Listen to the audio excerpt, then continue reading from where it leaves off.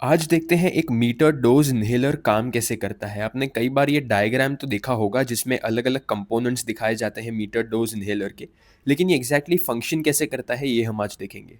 सबसे पहले आपके पास इस डायग्राम में है कैनिस्टर। कैनिस्टर एक ऐसा कंटेनर है जिसके अंदर आपका एक लिक्विड फेज प्रेजेंट होगा। इस केस में लिक्विड फेज बेसिकली आपका एक फॉर्मुलेशन है जिसमें आपका ड्रग प्रेजेंट है जो most of the time lungs में जाकर एक्ट करता है, और आपका प्रोपेलेंट भी प्रेजेंट है। प्रोपेलेंट यानी एक ऐसा लिक्विड जो कि गैशियस फॉर्म में कन्वर्ट तो होना चाहता है, लेकिन इस कैनिस्टर के अंदर आप एक गैशियस फेज के थ्रू इसके ऊपर एक प्रेशर लगा रहे हो, और इस प्रेशर की वजह से ये प्रोपेलेंट गैशियस फॉर्म में कन्वर्ट नहीं हो पा रहा। Speaking of the gaseous phase, इस कैनिस्टर में एक गैस फेज भी है। ये गैस फेज कॉन्स्टेंटली आपके लिक्विड फेज के ऊपर एक प्रेशर लगा रहा है ताकि प्रोपेलेंट एक एरोसोल या एक गैस फॉर्म में कन्वर्ट ना हो जाए, लिक्विड फॉर्म में मेंटेन रहे। इसके अलावा हमारे पास यहाँ पर एक रिटेनिंग कप है। ये रिटेनिंग कप इस पूरे अपैरेटस की मैकेनिकल इंटेग्रिटी को मेंटेन करता है। इसके अलावा हमारे पास है एक एक्चुएटर। ये एक्चुएटर के अंदर हमारे पास एक एक्सपेंशन चेंबर है और एक एक्चुएटर नोजल है। ये दोनों क्या करेंगे हम थोड़ी देर में देखेंगे। और हमारे पास इस ही कैनिस्टर में एक मीटरिंग चेंबर और मीटरिंग वाल्व है। Metering chamber meter dose inhaler में एक बहुत ही इंपॉर्टेंट कंपोनेंट है, क्योंकि इसी की वजह से आपको हर बार स्प्रे करने पर एक पर्टिकुलर अमाउंट ऑफ ड्रग मिलता है। अब इन सभी चीज़ों पर तो आपने कई बार ध्यान दिया होगा, लेकिन जिस पर आपने ध्यान नहीं दिया होगा वो है ये रेड कलर का रबर सील। इसी के साथ आपने इस मीटरिंग चेंबर के एंट्रेंसेस पर भी ध्यान नहीं दिया होगा। एक एक करके देखते हैं। इस रेड कलर के रबर सील पर आप देख सकते हो दो सील्स लगे हुए हैं। एक सर्कुलर सील है, उसके नीचे एक ओवल सील है। इसी के साथ मैंने डॉटेड लाइंस के साथ दो पिंक कलर के सर्कल्स बनाए हैं। ये असल में एंट्रेंसेस है। ये एंट्रेंसेस इस रेड कलर के रबर सील के पीछे की तरफ है, इसलिए आपको दिख नहीं रहे हैं, और इसी वजह से मैंने इनको डॉटेड बनाया हुआ है। लेकिन जब ये रबर सील इस पोजीशन में होता है, आप देख सकते हो कि पहला होल जो है पिंक कलर का वो खुला हुआ है। उस वजह से इस कैनिस्टर में जो फॉर्मुलेशन है वो कॉन्स्टेंटली आपके मीटरिंग चेंबर में ट्रैवल कर रहा है। अब ये मीटरिंग चेंबर की एक पर्टिकुलर कैपेसिटी होती है जिसके बियॉन्ड मीटरिंग चेंबर के अंदर फॉर्मुलेशन नहीं आ सकता। एक बार ये मीटरिंग चेंबर के अंदर पूरा फॉर्मुलेशन फिल हो जाता है, ये पूरी सिस्टम रेस्ट पर रहती है, यानी कि कोई मूवमेंट नहीं होती है।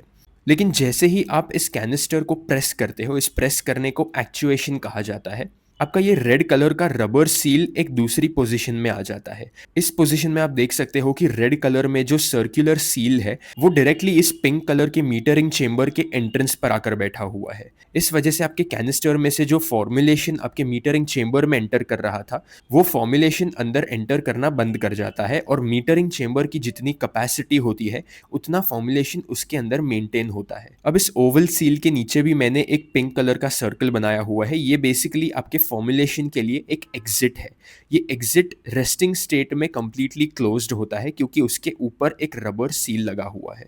अब सेकेंड स्टेप में आप ये भी देख सकते हो कि ओवल शेप में जो रबर सील है वो अब भी आपके एग्जिट को ब्लॉक कर रहा है।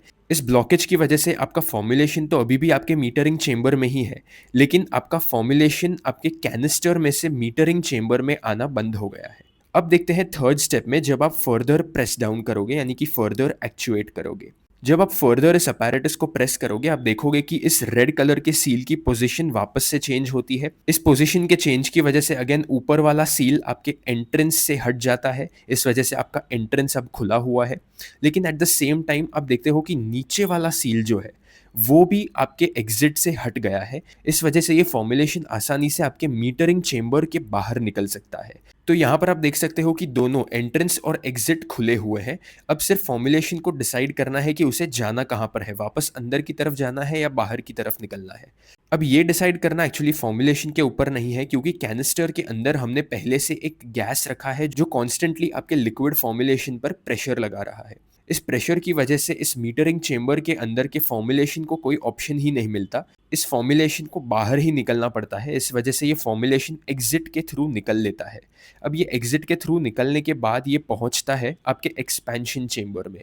एक्सपेंशन चेंबर में होगा क्या कि इनिशियली तो ये एक लिक्विड फॉर्म में है, राइट, लेकिन इसे हमें एरोसोलाइज करना है या इसे एक स्प्रे के फॉर्म में कन्वर्ट करना है। इसे स्प्रे के फॉर्म में कन्वर्ट करने के लिए हम इस फॉर्मुलेशन में प्रोपेलेंट ऐड करते हैं।